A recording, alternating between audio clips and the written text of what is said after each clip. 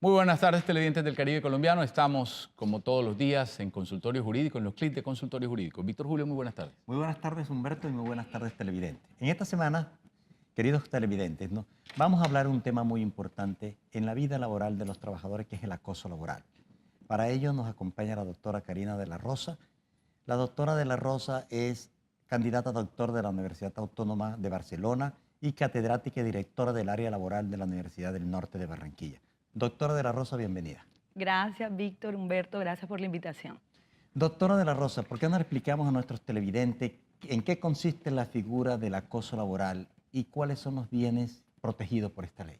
Sí, Víctor, bueno, el acoso laboral está regulado en Colombia por la Ley 1010 del año 2006. Desde el año 2006 se ha querido proteger al trabajador para evitar vulneraciones en su dignidad y buscar una armonía en esa diferencia de subordinante que existe entre el trabajador y el empleador. Entonces, ¿qué busca proteger puntualmente la ley? Busca proteger al trabajador de actos de discriminación del empleador, de actos injuriosos, ponerlo en una situación de equilibrio para compensar su calidad de trabajador subordinado. Bueno, y que el trabajo además sea cómodo, confortable, el ambiente laboral, el clima laboral inclusive produce mayor productividad. La gente se pregunta, ¿el acoso laboral es susceptible de ser víctima de acoso laboral solo el empleado subordinado? Sí, así es. Esta norma va dirigida al trabajador que tiene un contrato de trabajo, que es lo que conocemos como el trabajador subordinado. No quiere decir que las otras figuras no tengan protección, pero no por esta vía de la ley de acoso laboral. Por ejemplo, el contratista. No, el contratista no es protegido por esta ley. ¿Y los trabajadores del Estado, doctora? También los trabajadores privados y del Estado. Hemos recibido mucha información de nuestros televidentes porque este tema nos interesa, porque se puede presentar dentro del marco del contrato de trabajo la figura que la doctora Karina de la Rosa, que esta semana nos acompaña y que nos viene ilustrando sobre este importante tema. Y a quienes le preguntamos, doctora de la Rosa, ¿quiénes pueden ser sujetos de acoso laboral? Puede ser víctima de acoso laboral el trabajador. ¿Quién puede acosar laboralmente? Entonces, creemos que simplemente su jefe inmediato, pero no solamente su jefe inmediato. Puede ser su jefe inmediato o mediato. Pero también lo que la gente de pronto a veces no ubica es que entre compañeros de trabajo, colateralmente, o incluso puede ser víctima de un subalterno. Entonces, la figura es más amplia de lo que a veces creemos. El acoso va dirigido hacia el trabajador, pero desde diferentes facetas. Muy bien, importante anotación, sobre todo porque se presume, Víctor Julio, que siempre el acoso es de arriba hacia abajo. Puede ser colateral o de abajo hacia arriba. Correcto. Sobre todo puede darse el caso de trabajadores que tengan fuero sindical y aprovechándose de ese fuero acosen a sus empleadores o a sus jefes. Y no solamente, Humberto, acoso laboral, el que no tenga fuero sindical, sino cualquier otro fuero que le dé una estabilidad mayor. Y en ese caso, doctora, ¿qué pasaría? Sí, Víctor, si la persona tiene fuero, como bien dices, es porque tiene mayor estabilidad. Y eso es lo que genera la posibilidad de vulnerar de pronto las conductas de otro trabajador. Entonces, igual, con fuero o sin fuero, también pueden ser susceptibles de ser acosados o de acosar. Doctor de la Rosa, ¿cuáles conductas se presumen como acoso laboral?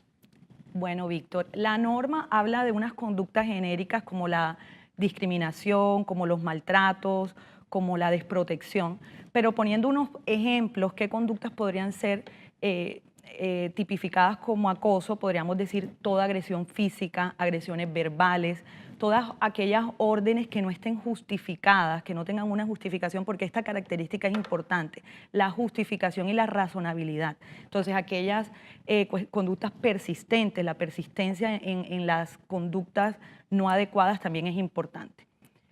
Todas estas conductas que atenten contra la dignidad del trabajador van a ser señaladas como de acoso. Burlarse, perdón, Humberto, burlarse de la actividad, de las condiciones físicas del trabajador, darle órdenes, por ejemplo, de trabajar fuera de su horario sin ninguna justificación o de hacer labores que no se corresponden con su actividad, también pueden ser englobadas como También acoso. es una violación de derechos fundamentales que se puede dar allí. ¿Cuáles no lo son? Bueno, también es importante porque entonces caemos en el otro extremo de creer que cualquier conducta puede ser englobada como acoso. toda conducta que es razonable, que es justificada, por ejemplo, un llamado de atención, todas las medidas disciplinarias, cuando se hace un proceso disciplinario, cuando se envía un memorando a un trabajador, siempre y cuando esté justificado, no se pueden catalogar como conductas de acoso laboral.